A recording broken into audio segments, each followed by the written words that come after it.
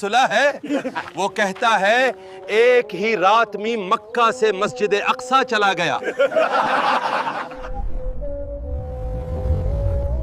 ارے وہ تو کبھی مسجد اقصی گیا ہی نہیں، پھر یہ کہانیاں کیوں گھڑ رہا ہے؟ چلو ابھی جا کر اس کی پول کھولتے ہیں، آج مکہ کے سامنے اس کا جھوٹ بے نقاب کریں۔ اے محمد، کیا آپ واقعی یہ کہتے ہیں کہ آپ ایک ہی رات میں مسجد اقصی گئے؟ اچھا تو بتائیے مسجد اقصی کیسی ہے؟ اور پھر وہ بولے، ایسی باتیں، ایسی نشانیاں جو صرف وہی جانتا ہے جو دیکھ چکا ہو۔